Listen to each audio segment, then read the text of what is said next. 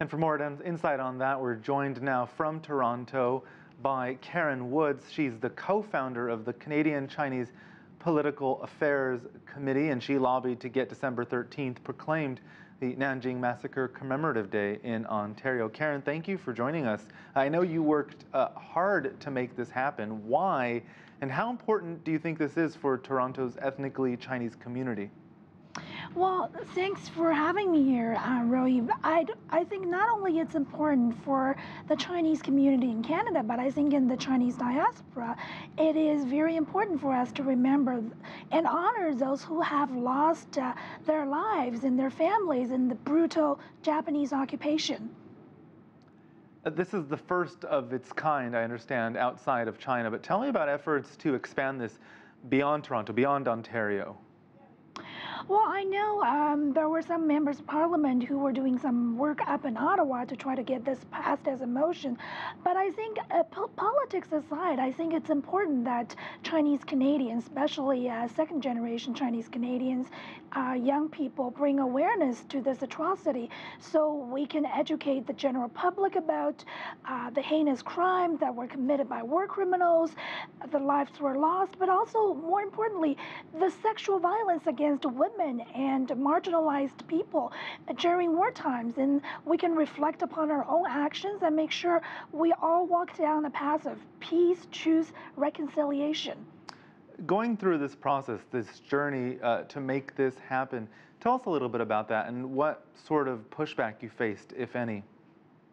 Well, we have lobbied actively with all three major political parties in Ontario.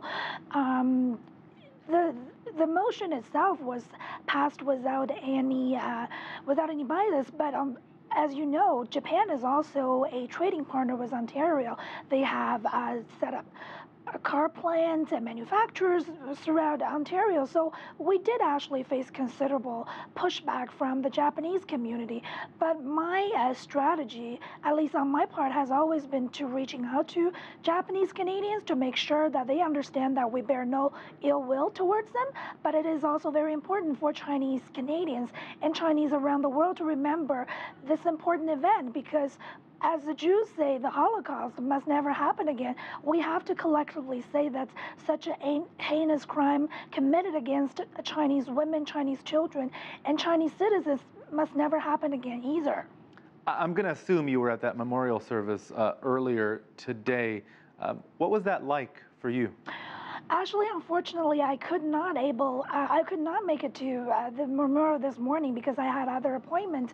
But I know many of my friends were involved in that. Many of them were volunteered at the event, and I think it was just an overall solemn moment for us to sort of take a little bit of time off our busy lives just to gather together to remember and honor those lives lost. But I think there's also another side to this. I understand that President Xi Jinping and Prime Minister Shinzo Abe have met just 2 months ago for the first time in 7 years. So I believe it's important for the Japanese people to understand that it's important for the two countries to collaborate together in the age of populism and a rise against globalization. The two countries have much more interest to explore together. However, Japan has to come in terms with its past, and let's hope this heinous war crime will never be committed again in the future. Karen Woods, the co-founder of the Canadian-Chinese Political Affairs Committee, joining us live from Toronto. Thank you very much.